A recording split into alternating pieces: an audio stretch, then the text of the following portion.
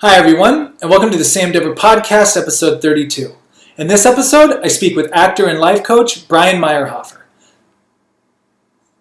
Hi, everyone, and welcome to the Sam Dever Podcast, episode 32. In this episode, I speak with actor and life coach Brian Maierhofer. I met Brian here in Los Angeles, and I was really excited to have him on the podcast because I always have phenomenal conversations with him. He's very deep, very intellectual, very big on self-development and personal growth. And I really appreciated him coming on, and I'm telling you, it gets deep quick in this one, so hang on. And the book of the episode, since Joseph Campbell's name was mentioned during the podcast, I'm going to go with Joseph Campbell's book called The Power of Myth. He's written several others, but this is one of his big ones. He's really big on the hero's journey, myth, mythology, and the stories we create that guide our lives. And this one really digs deep into religion and kind of how some cultures and societies came about, why they think the way they do. This is one I actually need to reread again. It's pretty dense, but it's really good. Again, that's Joseph Campbell's The Power of Myth. So without further ado, here's my conversation with Brian. Brian Maierhofer, welcome to the Sam Dever Podcast. Happy to be here, man. Thanks for the invite. Oh, dude, I remember when I started this podcast, you were one of the first people I thought in my mind as well. But I had started it, and then I got hurt, and then a long time went by, and then now I'm doing them on Zoom. But I have always had just spectacular conversations with you. Likewise. Yeah, I felt that we clearly have a lot of similar interests. Mm-hmm. But I think it's your earnestness, your earnest desire and curiosity that has always stood out to me. Like that has felt very unique to you. And I've really appreciated that about you. Oh, thanks a lot, man. And I've always appreciated it about you. And it was actually, I was at your place, I think it was in North Hollywood, for an acting rehearsal. And a bunch of us actors were together, and I look at your bookshelf. You know, I like books, so I'd look and I'm like, hey, is that The Way of the Superior Man on your bookshelf right there? I thought I was the only one that knew about that book. And like, I started looking and wow, this guy's a deep dude. Reads lots of books. Have you always been a big book reader, intellectual type? I have, yeah. It started off very much so with just pure fantasy. I remember the Redwall books. You remember Redwall? Not as familiar, to be honest. There were fantasy books and there were these medieval tales, but the main characters were always animals. So it was like a story of these, it was like a badger king, and, they were fighting other legions of the otters or the foxes or whatever, but it was always tied into these medieval tales. And I read maybe 20, 30 of those in elementary school. Was just a fiend. They were just candy to me. And then it was, Star Wars books, Harry Potter. It really was always fantasy. There's always just a touch of a magic in there for me. And when I need a little bit of magic in my life, I find myself going back to fantasy, which I'm reading a bit of fantasy right now. But, I think it was my early 20s when I first really started digging into more of the self-help, spiritually minded literature. And that was while I was in a wilderness therapy program when I was 19, 20 years old on Hawaii. Whoa. Wilderness therapy? Yeah. I was in a wilderness therapy. It was, what was it called? Oh man, it was called Pacific Quest, which now my grad school is called Pacifica. I just made that connection there. And another connection too, actually, one of my required reading right now in my grad program was actually one of the first books that I read in this wilderness therapy program that really sparked my interest in psychology and spirituality and also acting, mythology specifically. It's called The Hero with a Thousand Faces by Joseph Campbell. Mm-hmm. So I dropped out of school and I needed a little bit of help and support and guidance. And I went to an outward bound wilderness therapy program in Hawaii. That had to have been an incredible experience.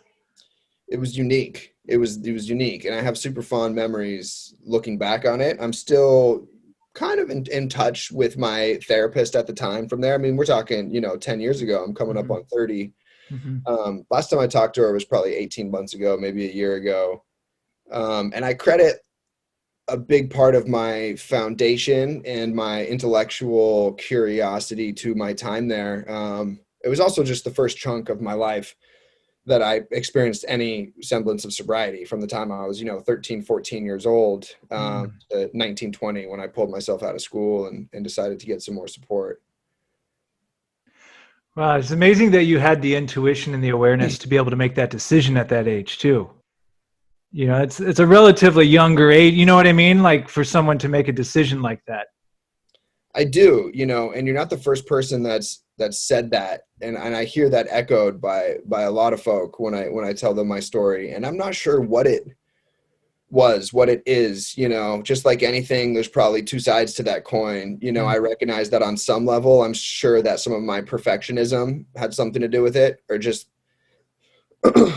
excuse me, absolute pure fear that I was going to set my life on fire. And that, there were some, older family relatives or people that I'd seen that had gone down that path, and maybe just pure fear and like pure perfectionism drove me to that. But on the flip side, I also think that an earnest desire to do good and to live a healthy life is a part of it as well. And, if I wanted to take it even a step further, or a step deeper, maybe there were some spiritual factors as well, or, as we were talking before we started recording, nature has its way, and, nature's a chord. There might've been some seeds that were planted there, from a deeper, more soulful place. Right. And piggybacking off of that, it's like, I'm realizing too, like, when sometimes on decisions and everything. And, there's not a right time really for anything. Like, everyone says, well, you're going to do this at this age. You're going to do that at that age. Sometimes it happens earlier for people. Sometimes it happens way later. Like, I'm starting to figure that out. Like, it's nice to have those ideas and blueprints, but understand in your own life, things may happen quicker than you realize. Or the opposite. It may not happen for a while. I don't know if that makes any sense, but no, it does. It does. I mean, because we want to think about these things linearly. Right. Exactly. Right? And chronologically in relation to age. And that's not necessarily the case, especially if you subscribe to the idea of soul, or soul rebirth, or soul asking to be here on some level, and more of the cyclical nature of time and of life. I mean, and that's where, that's where, like, I need to be mindful in regard to comparison, because I can look at where I'm at in my career and my finances, etc. But I've undergone a massive 10-year spiritual and emotional upheaval, and Alcoholics Anonymous and sobriety has been the primary foundation of that. And somebody else may have that experience from 50 to 60. After they've locked in some other areas of their life, but really start to learn those spiritual emotional lessons later. And for whatever reason, like, this has been my, like, 10 years. I'm sure I'll have another 10, but you know what I mean? Like, there's no timetable, and it's not necessarily linear. Wow. There's so many things I want to say out of that. Well, first of all, comparison is the thief of joy, like they say. And, reminds me too, we were talking on the last podcast, her name is Sarah Gabriella. We were talking about, like, past lives and being born, and I've talked about it with a few people, but yeah, it's like, some people, if you do believe in that type of thing, they were put here on a mission, and the mission may happen way sooner than what it does for other people. It's interesting to think about. Mm-hmm. It really is. Yeah. And there's many different words or labels or phrases that we, what's your mission? What's your fate? What's your destiny? Right. My personal favorite is personal myth, which is actually, it's like a Jungian, Carl Jung, he spoke at length about his personal myth. He felt like his life's, biggest quest was curating and uncovering his own personal myth and sharing it with the world. I'm reading this book right now called The Breakthrough Experience by Dimitri DeMartini, something like that, but similar, like uncovering what that thing is. that thing Yeah. that your destiny, if you will, or your myth, whatever that is. Yeah, your soul's contract, Yeah. like your mythic identity. See, and that's something I don't want to call it struggling with, but there's so much, I guess, distractions, for lack of a better word. Like, I could go do this or I could do that. Maybe I should do multiple things at once, but like I still has me begging, like, is there like one thing I should be doing? Like, should I say F it, for lack of a better term, to like all these other things I'm dabbling in and just go to that one thing? But it's like, how do you find that one thing? And I'm realizing the more like I meditate, the more that I get rid of distractions, the more that I look within, the more readings I do, the more like you feel like you get closer to that pulse of whatever that thing is. And maybe it's not one thing, maybe it is multiple things, but I feel it's in this life, in this society especially, it's very easy to get hooked into a lot of stuff that you may not even really want to be doing, but you think you want to do it. You know what I mean? Mm-hmm. I do, and I also struggle with that, to be honest, because we live just in our culture. There's such a rhetoric of, you've got to follow your dream. You got to find your purpose. If you're not living your purpose, then what are you doing? Mm-hmm. And I don't necessarily like fully agree with that. I think that like we all have our own version of what's in front of us, and a big part of this process is learning how to find depth and presence and being okay with whatever our version is, and we can find and create and redefine our own purpose. Purpose doesn't have to be this grand mission in life where you're helping the world, etc. I can go to a 9-to-5 job and make some money and do my thing and come back to a dog, a wife, myself, whatever. But I find purpose in my version of my life, and I find depth and meaning in it. And it doesn't have to be anything extraordinary. And I can redefine my own bullseye, what my own definition of heroship is, or purpose and meaning, and learn how to seep into that and find contentment in it. I love that. And truthfully, the whole, depending on what the 9-to-5 is, but it's that whole life that I used to think was, oh, you don't ever want to have that, the dog, the kids, the wife, and all that. That appeals more to me than it ever has in my whole entire life. And I'm like, wow, like, some of these things that I thought were so important, and it's not that I don't still want to do some of them, whether it's a project or whatever it is in the realms of, we're both artists in the realms of artistry. It's like, it's kind of an empty road sometimes to me, in my opinion. Like, it's like, there's some of the most simplest things and joys and pleasures in life are literally the most simplest joys and things and pleasures in life right in front of you. And I want to share with you, I think I've said on the podcast before, his name's Michael Malice. He's big on, have you read much of Albert Camus? No. Okay, I got a book for Myth of Sisyphus. And I truthfully, I'll be honest, I have not finished it. It's one of those where you're like, what? Like, basically, man, there is no meaning to life. He's going with the perspective, there's no true meaning to this. But Michael Malice always plays off of that. He's like, yes, there's no meaning. But life is like, if you're a painter, life is like a blank canvas, and you can paint it whatever you want. So similar to what you were saying, you find that purpose, you find that meaning, you can make whatever meaning you want out of this thing. But I agree with you too. It's not that there's just one clear cut, this is the meaning of life and that's all there is. It's like, well, maybe for someone, but maybe for someone else, it's this, Exactly. And it can then, that mentality can leave people longing constantly, or feeling like where they're at and what they're doing and who they're with is not and will never be enough. Because we have been indoctrinated into this belief that when we do find our purpose or our mission or whatever, it's going to feel a certain way. So because people go through life without feeling whatever that certain way is, then thus, like, what they're doing is not their purpose, is not their meaning. So they're always on a quest for that next thing, but really what you're chasing is feeling. Yeah. Pleasure seeking, really. Gratification, Yeah, and one concept, definitely this, I mean, attachment, of course, is something I've definitely been learning more and more, like detachment rather, and just how desire, like the Buddha said, like desire really does lead to suffering. And yeah, I think you just explained it beautifully. Um,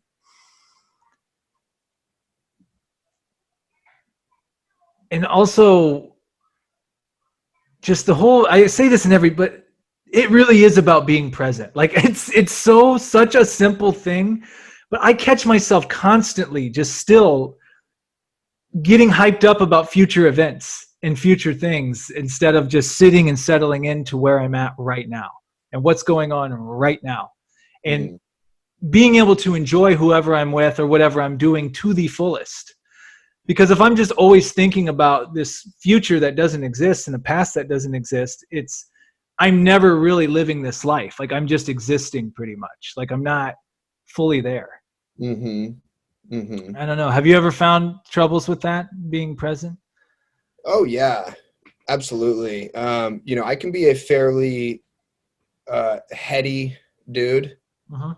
A fairly intellectual, heady dude. I'm an analyzer. So my girlfriend always calls me the analyzer. I'm a thinker. I'm an analyzer, Mm. and that's an intelligence that is necessary. And in order to learn from the mistakes of the past and plan for the future, that is an important intelligence. That linear-based analytical thinking. But when we speak on presence and creation and steeping into this moment, I drive to lean into the intelligence of the body, Mm. which is entirely different, right? Like our body, like on one level, I mean, there are so many, especially depth psychologists, that believe that our unconscious sits in our body. Our traumas, our experiences, you've heard of that book, The Body Keeps the Score, or Waking the Tiger. So much of our healing takes place within our body, and our body is designed to heal itself. It has its own rhythm and its own natural intelligence. You look at our circadian rhythms, like it's all designed in a manner in accordance with nature. And if I can disconnect from the analytical mind, the rational mind, the linear mind, and plug into the intelligence of my body, nature's intelligence, and find some way where I can bridge the gap between the two, or learn how to at least translate from one or the other, I'm giving myself a real shot at like unlocking whatever it is that like is available to me in any given moment. So if I find myself struggling to be present, I know that's a problem that's existing up here. So if the problem's existing in my head, the solution sits in my body. Right? So breath, focusing on the breath, my feeling tone, sitting in my chair, I feel my feet in my shoes, the tactile nature, of how I feel, like like simple body scans. I mean, there are so many tools, but there's an intelligence that exists within the body that I believe is in accordance with nature and nature's will for us, that our Western Judeo-Christian culture has placed zero emphasis on. Mm. Zero emphasis.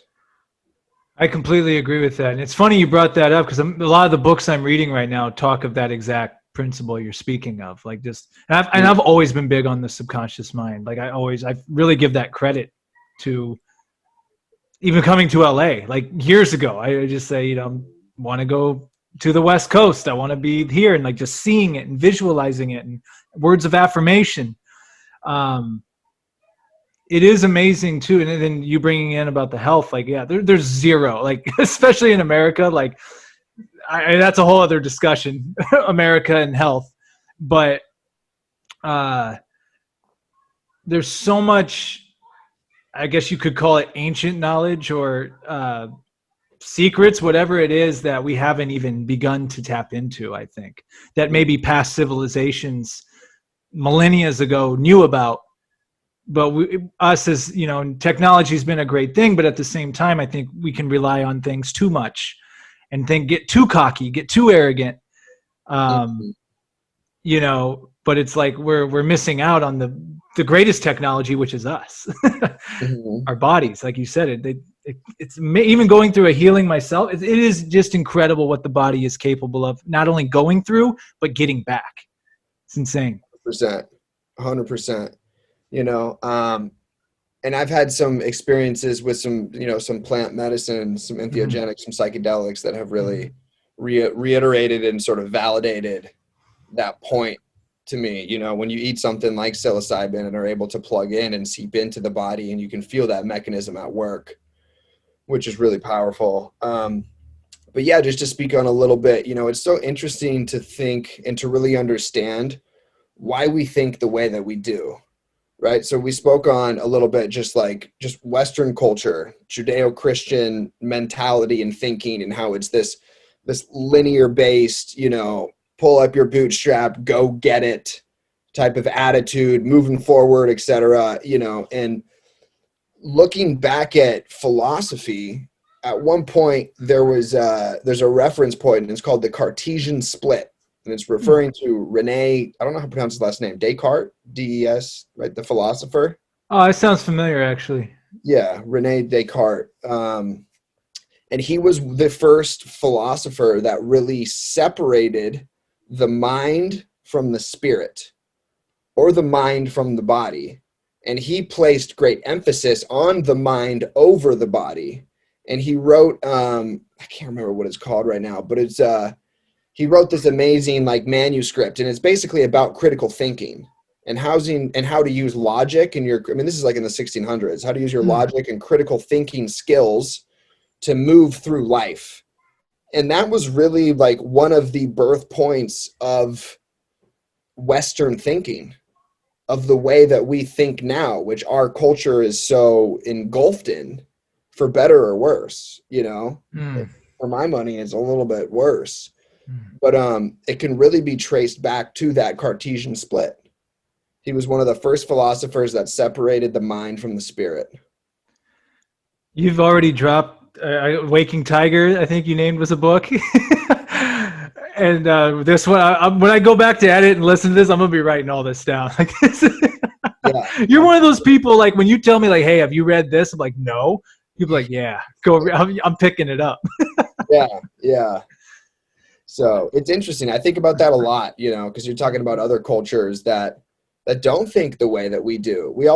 Our culture is very individualistic. A lot of Eastern cultures and Eastern philosophies, it's very communal. There's not as much of a separation between the individual and the community.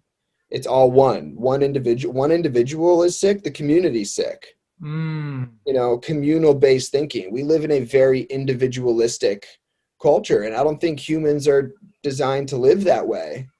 And I think that our minds have been, especially at this point, from where it started and when it started, I don't know. But at this point, our minds have been hijacked by media, big pharma, all these industries, food industry, etc., to, prey off of our neurochemicals and our dopamine and our gratification, and prey off of this consumerist mentality of more, this Western mentality of more, accumulate, attack, conquer, get, acquire.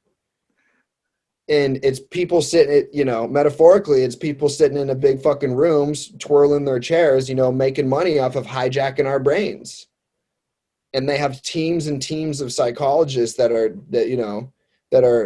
on whatever, that are designing whatever their product or their tech is, in order to make them as dopaminergic as possible. So we continue chasing. We chase that pleasure. We chase that gratification. But the same part of the brain that's responsible for dopamine, for pleasure, is also the same part of the brain that's responsible for pain.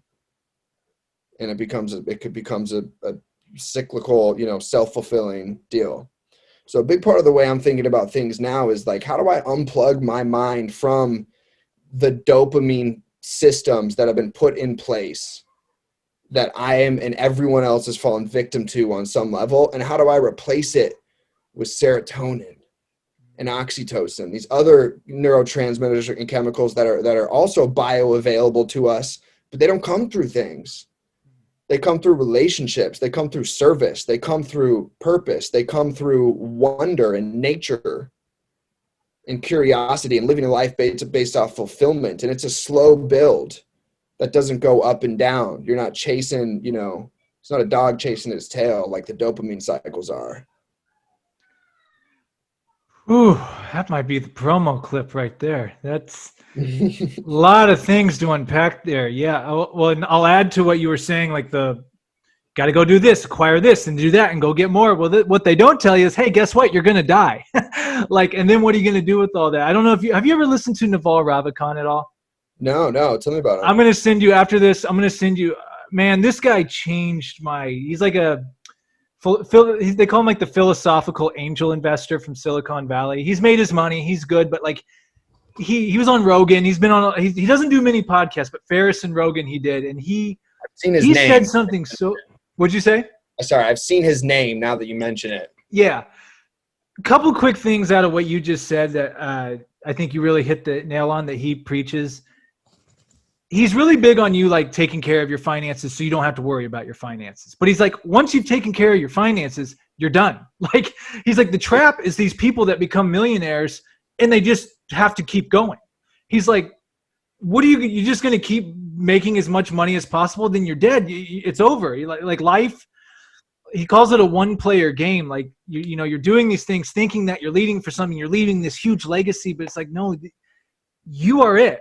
Like, your experience is your experience, and it's only you. So again, the mind, and again, the chasing the dopamine. And I really like how you said our minds have been hijacked to think you're really being successful. I remember times I thought I was quote unquote successful because I was just so quote unquote productive and I was getting things done. But was I happy? No, not at all. And was I really getting anything done? What? Social media people told me, hey man, you're really working out there. Like, and that was about it. I'm pushing paper across my desk. I'm getting shit done, Like, yeah. And one quick thing about back to Naval that he said that you remind me of, he's like, the people that truly win in life are the ones that know when to quit. The ones that do get that money. They do get that relationship. They do get that dream job. And they realize, I'm good.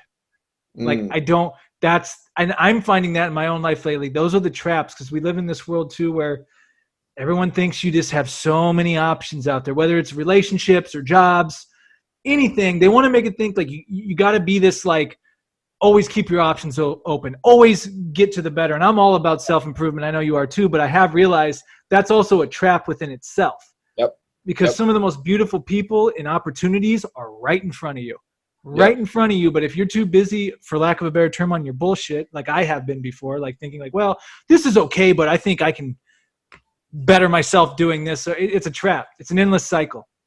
It is, and it's the mechanism that we're used to using, in our brain and neurochemically. We're used to using the mechanism of next.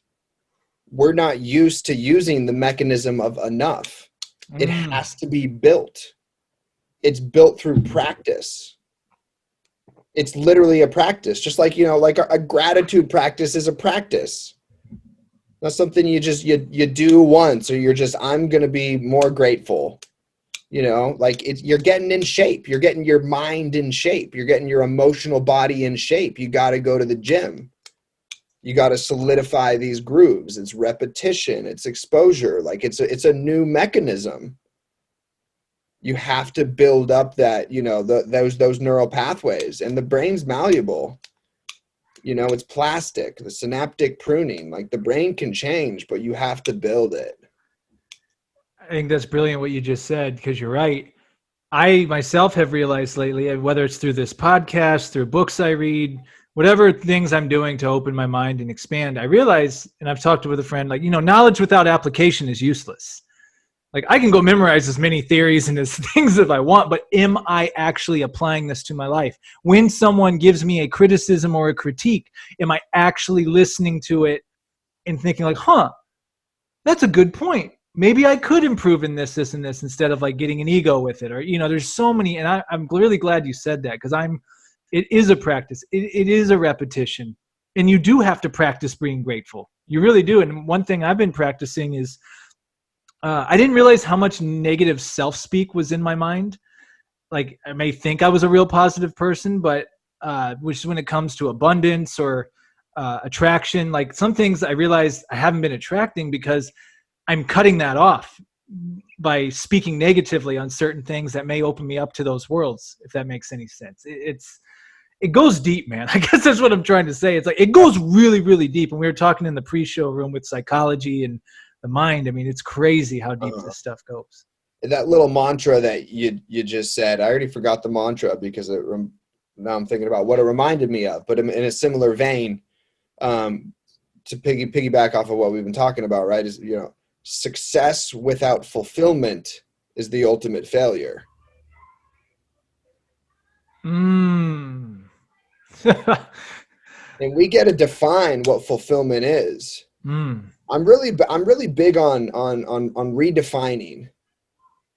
So I was a coach. I was a life coach for a long time. Still am. I'm actually just investing in that business right now. And my company's name was Hero Redefined. And I would use, a lot of my content was off of, Joseph Campbell's The Hero Journey and that 12-stage monomyth, and trying to, uncover and live and curate our own personal myth, and looking at the great stories and how they define hero worship and what these actually stages within the story, what they represent psychologically and spiritually. Each one is a spiritual and psychological mindstone. It's a metaphor within the story. But anyway, so I'm big on redefining the idea of hero for ourselves, redefining the idea of purpose, redefining the idea of fulfillment.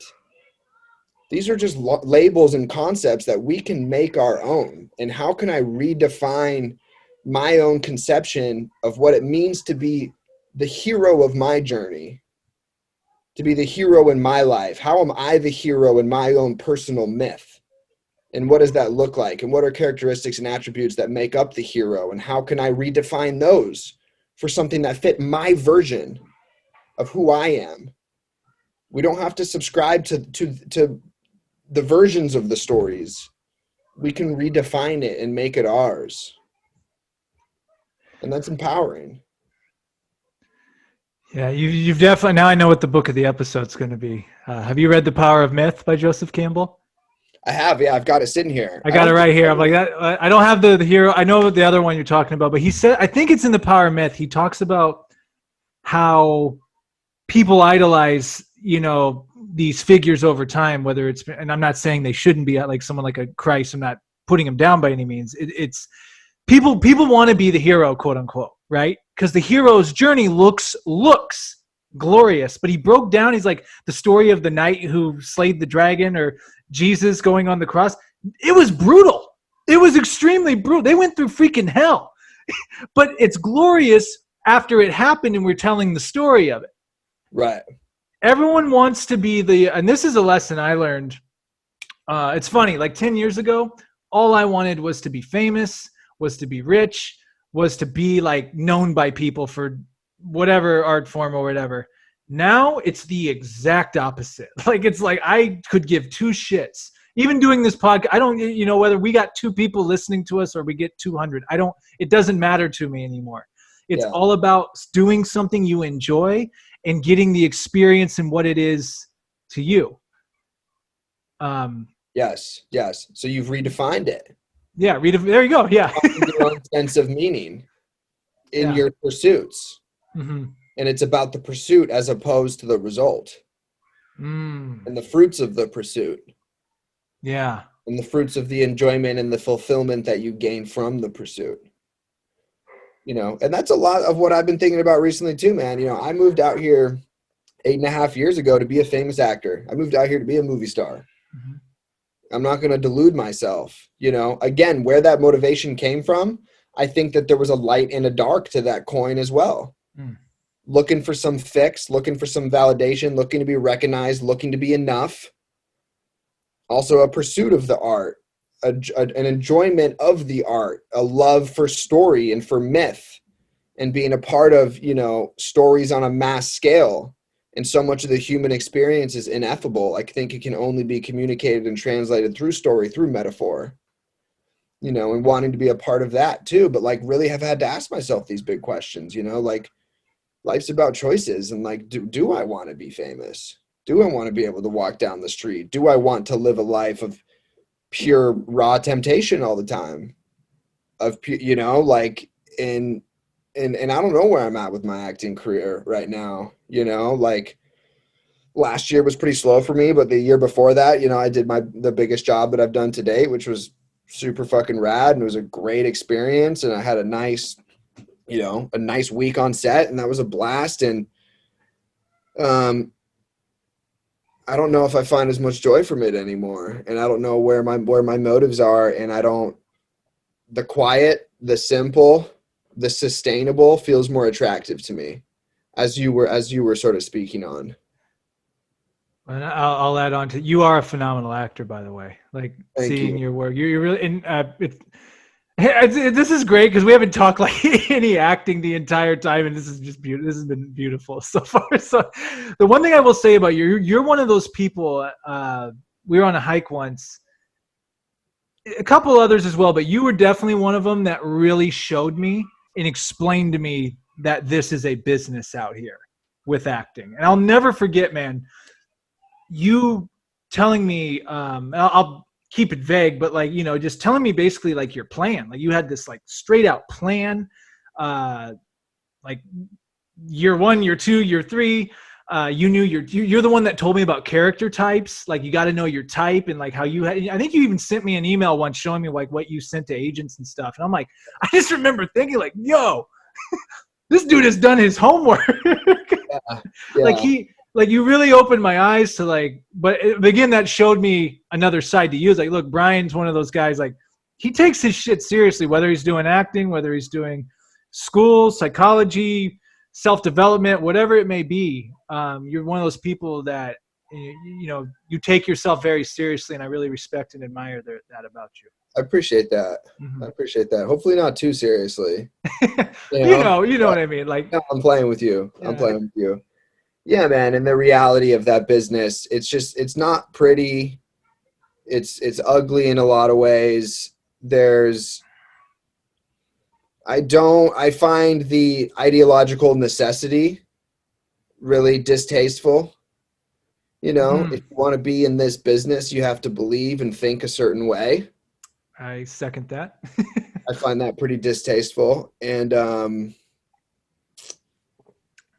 again, choices, man. Choices. What do I want? You know, who do I want to be? You know, long term, and what is important to me? You know, having some security and some structure, and having a family, and you know, financials, like, that's important to me. You know, I remember when I first moved out here, one of my very first acting classes, wonderful teacher, probably my favorite teacher that I've ever studied with in my 8.5 years out here. And in my first or second class, he's speaking, and he says, you know, if there's anything else you can do in this world and be happy, do it. And he's like, that's not hyperbole. Like, I'm not fucking joking. Like, leave the business and go do that. Yeah. If you're one of the unlucky few that can't do anything else, take a seat. Let's get to work. Yeah. And even like here, like, that's not me. It's not. Never has been, like, never will be. You know, it's just not. I find happiness elsewhere. I you know, I have gifts elsewhere. And even just, you know, super recently, I was in an acting class, and there was a newer gentleman who just came in. He had just moved here from Iowa like 3 months ago, and he came in, he was introducing himself to the class, and this teacher, John Markland, another, you know, super smart guy, he asked this kid, he said, hey, you know, if you never make any money acting, would you still want to do it? And the kid said yes. I mean, what else is he going to say? He's on the spot. He's been in LA for 3 months, whatever. And I'm like, man, if John would ask me that question, like, my answer is no. Like, right now, my answer is no. I wouldn't do it. Not because I place, you know, too much value on money, but like, there are things in this life that I want, and money's a part of it. There's some necessity there. You know, it's just value. It's not money, it's just value. And life's about, you know, prioritizing your values. I really admire that. And I'll add on to that. speaking from my own experience, you know, and you've gone way farther along than I have out here in the acting thing. But, you know, I was starting to, before the pandemic hit, and then I got hurt, but I was starting to go there. Okay, got this training in, got the reel, got the website, got the pro IMDb. Now it's time to, as I crack the knuckles, time to message agents and managers.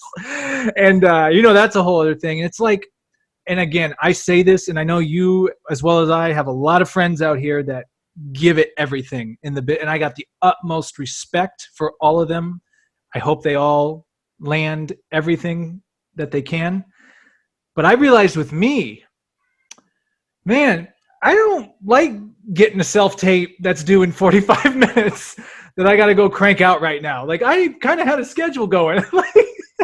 I know what you mean. You know what I mean? Like, I don't want a life. And again, like you just like, and I've heard a similar thing from other people too. Like, if you don't love this, if you don't absolutely love it, it's like, yeah, if you can go be happier somewhere else. Like I'm just at a point now, like, look, I'm open. Like, if I get involved in something, I get involved. But in terms of quote unquote chasing and pursuing at this point, I'm just like, yeah, I don't know how much I enjoy that other side of it. Like, I enjoy actually doing it, like the actual, like being on stage and being in a film, but all the other stuff that goes with it, I just don't really want to do that. And that's just me being honest with myself. Like, for sure. I mean, I literally just turned down an audition, and I felt shitty about it because I know my agent isn't going to be that happy about it. But like, I read who's involved in the project. I read the sides, and it was due on Sunday, but I knew how much work it was going to take. And I was just like, I don't want to do this. And it was it was like a 30-year-old, like fire and brimstone preacher who's like secretly the leader of this like white supremacist group.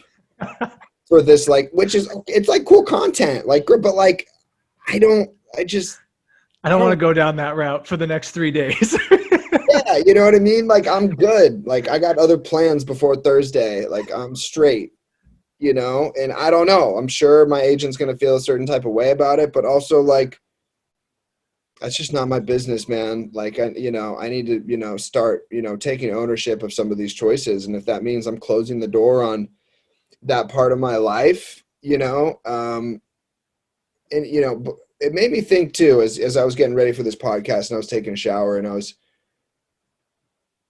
on some level, if I were to close the door on acting, I've learned so many things, but if I really had to sum up just the last 10 years, 8 years, just like, the biggest thing that it's taught me is that, like, I actually prefer being myself. I like who I am. I like being myself. Like, that feels good for me. I want to be more of me. I want to be more of Brian Maierhofer. I don't really feel the need to like put on some other skin, and when and a lot of my favorite work and the stuff that I'm done, I mean, obviously, at least in my process, I start with me. I just bring myself to whatever it is. I bring my own emotional well. Like, I don't personally, I'm not like big on like a characterization or like, no, like I try and bring like as raw of my essence to whatever. If there's an adjustment that I need to make, obviously, in mannerisms or voice, or like I can make little adjustments, but like I just want more of me in every role. Just give me me, and there's something about the idea of like no longer acting that feels freeing to me, because when you're in the biz, it can feel so restrictive. I can't go on vacation at certain times. Like, like I got a bunch of tattoos. I'm about to get a bunch more. I can't get tattooed. That was like my belief, like I have to look a certain way. Like all my tape and my reps, they all want me as like pretty boy next door, clean cut. Like, that's not who I am. You know what I mean? Like, I was rocking a little mullet a couple months ago. Like, that's just not who I am. Like, I want to be more expressive and have fun and be creative with who I am and like seep into that. And if taking ownership of that leads to me actually like landing some gigs and whatever, then like great. But like, I just was starting to feel so restricted, and feeling, I'm sitting down with reps and being like, hey, I'm thinking about changing my look. Like, I got a couple tattoos. Like I rock piercings normally. Like I'm going to grow my hair out. Like I like the must. And they're like, oh, but like all your tape is like this boy next door, this like cute, you know, fresh faced, whatever. And I'm like, that's not me. And if you don't want to work with me, then like, I don't know. I'm just done. I'm just done like acquiescing to these fucking gatekeepers that like, what, like, I don't know. We're all in this shit together, man. That's beautiful, man. Yeah, it's really beautiful, man, because it really does, like, you are enough. Like you, everyone listening, like what, like you yourself are enough. You don't have to pretend to be anyone you don't want to be. And especially in this business, the acting business, it's a lot of people pretending to be stuff they ain't. Yeah.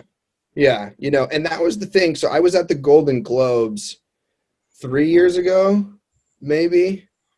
Correction. I was working the Golden Globes. I don't want to make this sound like I'm, you know, fucking walking the red carpet here. Right. I was working the Golden Globes, and the one thing that stood out to me, I mean, I was, you know, feet away from, you know, just, you know, you name it, you know, Brad Pitt, Margot Robbie, just all these just very, very successful people in this field. And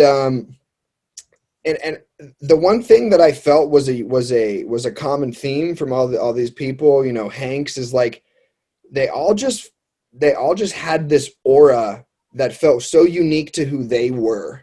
And I don't know how much of that is just, oh, I've seen these people on screen and I have ideas of who they are, and the media and they have a public image that sort of doubled down on that. Or if they, you know, some of them just felt like, man, this person just feels so authentically themselves, and they've just learned how to bring that out to the forefront in everything that they do and every piece that they do. And it's that essence, that soulful essence that they sell. And that's what's gotten them where they are.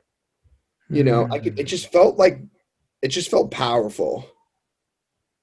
You know, it just felt powerful. I don't know how else to really explain it. That's kind of the best I can do with it. Yeah. Well, and also not retracting what I said earlier, but like there's a lot of people faking it. But on the flip side, I'm sure we know a lot of the same people too. Like there are just a lot of awesome original people out here. And I want to say this is what I realized about Los Angeles. Whether I'm pursuing acting or any of that or not, what I love about this place and a lot of the people I've come across, you being one of them, everyone's pursuing different stuff, whether it's acting, whether it's art, media, whatever it is. But I feel like there's just like this common mentality of acceptance for those of us that just want to be us, unlike any other place. I haven't been too many other places, but I have been some, and I feel like that's what I like about here. I like that people can come here, whether you're going to fake it or not fake it. Yeah. You know, it's okay. Like, you know, I just picture myself. I just kind of like being near the pulse, if that makes sense. I like being near it, but I don't want to be necessarily of it. Yeah. For better or worse, you can be whoever you want to be. Right. Right. You can come out here, you change your name, you get a stage name, you can build whoever it is that you want to be, as authentic or as inauthentic as that is. You know, this is the place to do that. Yeah. How about our boy, I don't know if you remember Benjamin Levy. He was in class with us. He was from Guatemala. He would always do that boxing thing where he would strap the thing to his head with the string and he would hit the ball. Do you remember him? Maybe because you were there before I was there. Maybe he was he gone by the time I got there? He wasn't in our class. Oh, okay. He would often sit in on our class, and he came to rehearsal a couple times. Okay. He's killing it. He did a full season on this Fox show that Really? Kristen Bell has a new show coming out on Netflix. Have you seen the billboard for it? It's like a thriller. It's out on Friday, actually, and he's one of the series regulars in that. Wow. He's like killing it. And I remember running into him at the gym, and he's super, super fucking great dude. Nice dude, talented, but also the perfect thing just landed in his lap because he was an MMA fighter. And he was also like a trainer for it, you know, and the Fox role that he did, it was to play like a young Hispanic MMA fighter. And it was just, you know, it was just like perfect. And he had the talent and the preparation, you know, obviously. It was oh my gosh, who's Ron Howard's producing partner? Brian Grazer produced it. Oh yeah, wow. Yeah, his final read was with Brian Grazer. You know, and he was just like, you know, it didn't like have like great rep, whatever, but just, you know, just got the job and it set him off. And, you know, he's now got this thing with Kristen Bell. And it's funny because I saw this like paparazzi photo of like Kristen Bell, like on like Daily Mail or something, like at Runyon Canyon or Griffith Park. And she was with him. It was like them two on a hike. And I was like, my boy Ben, dude, like, not in like a weird, he has a girlfriend, she's married, but like whatever, they were hanging out, they were working together, you know? Yeah. Like, so by rehearsing. you know, like that happens, man. You know, so many people that I know that are killing it, or they're in class and 6 months later I see them on a billboard. Absolutely. And it's awesome. It's incredible to see. Yeah. And I think you really tapped into something too. And I really am excited for a lot of fellow actors and artists to listen to this, because I think you have some really good grounded perspective, man. Like an acting teacher said this too, and I thought it was some of the best life advice I had ever heard. When he landed his first thing that really got him going out here decades ago, he said he was just living his life out here. He wasn't like, it's a fine line, right? Because you got to put in effort for things, but you can't like, if I don't get this, my life's over at the same time. That desire we're talking about. He said he literally was eating at his favorite restaurant somewhere, and he was a very classically trained actor, and he was just living his life, not worrying, going to whatever he did. And then like he was just out and about eating at his favorite restaurant with a good buddy, ran into blah, blah casting director or whatever. Like, hey, you know what, man? Good seeing you. Like, hey, you know, you should read for this. You should, yeah. He reads for it. He gets the part. Probably set him up pretty nice. But he just told us at the end. He goes, look, the best actors I know are the ones that live the most interesting lives. I never forgot that. He's like, they read the most books. They go to museums. They go to concerts. They have friends. They have social groups. Like, they do what they love to do. And you, by becoming an interesting person, and some of these people you name, like Tom Hanks, Brad Pitt, it made me think, it's like, yeah, some of these people that are the biggest celeb, they actually are some of the most interesting people you'll probably ever meet. They're them to the fullest. Compelling. So it really gave me a perspective on you and I, like talking, like I told this,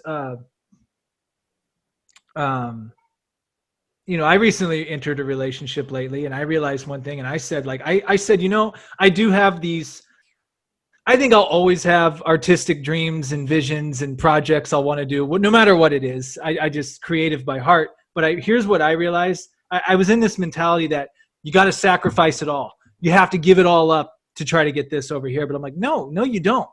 You don't have to give up anything. It's like, I want a personal life. I want a family life. I want a family one day. But to do that, you've got to pay attention to that, and you've got to put effort into that. Like you're saying about the repetition, like you have to practice that. Mm-hmm. You know, I don't want to be one of these people that maybe I just give it my quote unquote all and sacrifice it all for just someone just to say to me one day, hey, good job, man. And then it's on to the next person that does something. You know what I mean? No, for sure. It's a trap. Sure. It's a trap, you know, because you get there and then you want to do everything to stay there. Exactly. You want to do everything to get the next thing. And there's always, you know, some version of it. You know, I have a mentor of mine who at one point, he still is, but at one point he was really close with Robert Downey Jr. Oh, wow. And right before Downey he tells me the story of right before Downey did Iron Man. Downey, I mean, he's a movie star. He's nominated for Oscars or whatever, but he's just having a complete meltdown because he's not getting box office stuff. Mm-hmm. You know, it's whatever version of it. You could be nominated for an Oscar, but you're having a meltdown because you're not getting an offer from Marvel. Really quick, I think I've told this story before, but Matt Damon, when he won the Oscar, when him and Affleck won the Oscars for writing Good Will Hunting, mm-hmm. I believe that's what they won it for. He was 27 years old. he tells, and obviously he's had an extremely successful career since then, but he said it was the best thing that ever happened to him, not because he won the Oscar, like, look at me, because he said he won that Oscar at age 27. He was in his Hollywood apartment with his girlfriend at the time, went to bed. He was like watching highlights on the TV, and it was like 2 a.m. And he said the Oscar's just sitting on his coffee table looking at him. And he said he just kind of looked, this is what some actors spend their entire career trying to get, and like will sacrifice anything for that hunk of metal that's just sitting on my coffee table. And he said it was a great thing because he realized he didn't care about that shit anymore after that moment. Like anything he made was because he wanted to make it. Yeah. And he wanted to do it. He wasn't chasing this glory. Like, your career's a failure if you're never nominated or don't win this thing. You know what I mean? Right. Yeah. Like you fulfill your greatest desire, your ultimate dream, is accomplished. And then it's like, well, now what? Yeah. I'm 27, now what? Yeah. Like, it's, I would imagine that's a mind fuck. Hopefully I'll be lucky enough to, get that same mind fuck. We'll see if that's a lesson that's in the cards for me. That's the way I think about things sometimes, where I'm like, oh man, like none of this shit is really permanent. None of it's that fulfilling, whatever, I made $100 million. Like, it's not that fulfilling, and I'll end up dissatisfied anyways, but man, that'd be a great lesson to learn. You know what I mean? Like, I would love to be fortunate enough to learn some of these lessons, to know that having, a really successful career isn't going to fix it. Yeah. Yeah. Well, I don't know. We'll see if that lesson is in the cards for me. Well, and that's why I'm really, what I hope happens is you're like, I'm letting go of this acting thing. And then 2 years later, you do win the Oscar. And like, on the Sam Dever podcast, he said this, and this, and now look at him, it's like, right. Yeah. Yeah. And we're almost to the end here. You got a couple more minutes? Yeah, absolutely. Because shoot, man, I could talk to you for 10 hours straight. This has been an experience, dude. No joke. Like, and I've had a lot of great podcasts.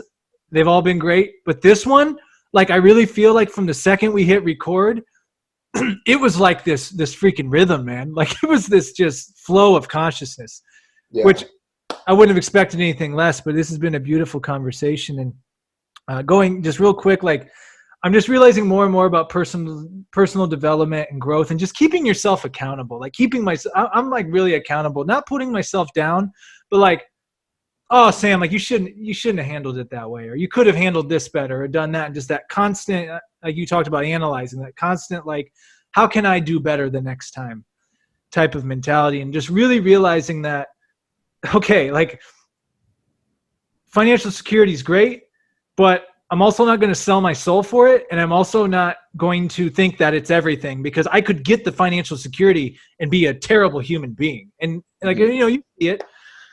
The thing with you, like, I've talked so much dating and relationship stuff with you, which we'll have to save that probably for part 2, because you have a lot of brilliant info. I still to this day think of the Trader Joe's line you gave me. If a woman's in the parking, not to give away your sauce, but if a woman's in a parking lot with flowers, who's the lucky guy? Like,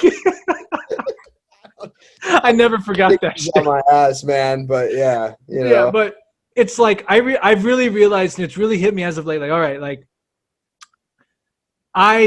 what matters to me now is becoming the best possible person I can be. It's not a quote unquote, I guess some say version, or not me on paper. I don't care about the on paper part. I care about like who I actually am, and how are my relationships with actual people, and what is the energy I'm giving back to people into the world. That's more now where I'm at. And it's taken me a while to figure that out, to realize like, oh, that's it. That's what matters. That's the bullseye. The bullseye, like you said. Redefine what that bullseye is. Make it yours. It's unique to you. My bullseye is unique to me. But if we don't know what our bullseye is, then we don't know what we're aiming for. And we also don't know when we've hit it. Because there's something to be said for hitting a bullseye. and allowing that to be okay, and allowing that mechanism of enough to kick in. That's beautiful, man. That's beautiful. Now I wanted to, we might have to talk about it next time too, but I know you're working on your master's degree, right? Yeah, working on my master's in my second year of the program right now. Pacifica Graduate Institute, depth-based program, counseling psychology is the degree. I'm working as a trainee therapist at a nonprofit in Woodland Hills. So I actually see clients in the capacity of a therapist all day, Monday, Tuesday. Nice, man. Well, I think that's really cool that, as much as you've put into acting, that you're also putting into that side of yourself and opening up a brand new world to you as well to have for the rest of your life.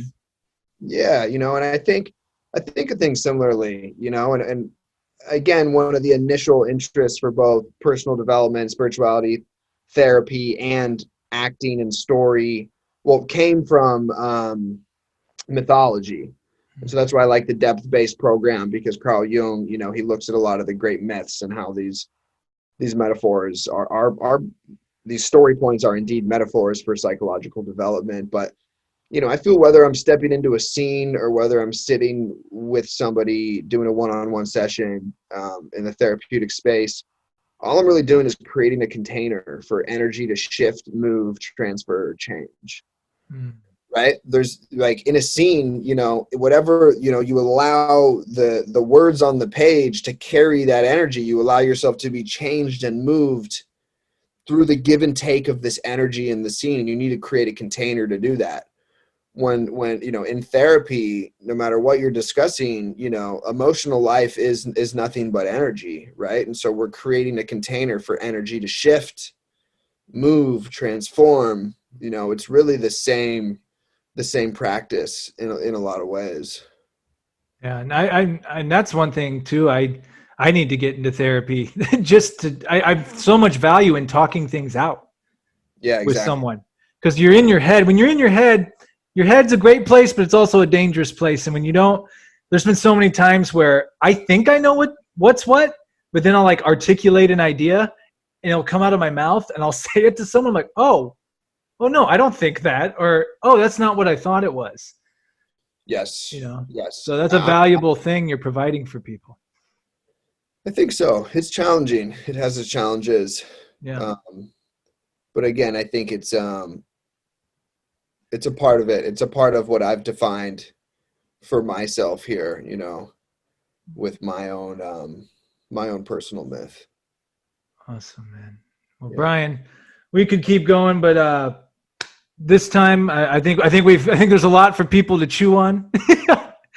I'm actually excited to talk. I got some regular people that listen and we conversate. I'm like, yo, you're episode 32. Someone will be like, you need to check episode 32 with Brian Maierhofer, because it's going to be some fire. And man, awesome. Well, I'm definitely going to be picking your brain here soon, because I'm going to be moving forward with my own podcast as well. Oh, as you should. Yeah, so I'm going to be getting you on there, no doubt. And also I know you're, much farther down the river than I am, so I'll be picking your brain on any insights or any ways to. Happy to help you and support it, man. Yeah, I can just hit me up. I'll just tell you what I know. Yeah, perfect. You'll be phenomenal at it. If people want to follow you on social, is there a place where they can follow you or find you? There is, yes. Brian Maierhofer. On both Twitter and Instagram. My handle on Twitter is Hero Redefined. Actually just got a new Twitter today as I'm recommitting myself back to the coaching and sort of self-help landscape a little bit. But I'm out there on the spheres. So yeah, not too hard to find. Cool, man. And I always give the guests the last word. It can be as deep as shallow or as shallow as you want. We've definitely gone in the deep end in this episode already, but it can be a book, a philosophy, an idea, like absolutely anything you want to leave us with as we close out here. Yeah. I mean, I think the word is, redefine, and how do we redefine our concept of enough? And how do we redefine our concept of, fulfillment in a way that's empowering and in a way that is in alignment with our own version of life. Awesome, man. Well, Brian, thanks for taking the time. Thanks for going deep with us. Really grateful to have met you, man, and to be continuing conversations with you. You're really an awesome dude, and I really respect and admire a lot of what you say. And I'm just really excited to see what path you go on. I really appreciate. I'm really hoping a lot of artists, especially, listen to this, and it's not to derail anyone, not to say give up your dreams and and focus on something else. It's not about that, but I think it's just that perspective of what do you really want out of life, and really asking yourself those questions. Because I know I'll just speak for me personally. That's definitely, especially after talking with you now here, it really reminds me of I want the life that I want, not the life that I think I want, or I think that's going to please others, or for show. So. Thanks a lot, brother, man. I appreciate it. I've had a blast. Thank you so much for bringing me on. I've had such a blast. Sounds good, man. Stick around for just a sec. But Brian, thank you so much. We'll do it again. Adios.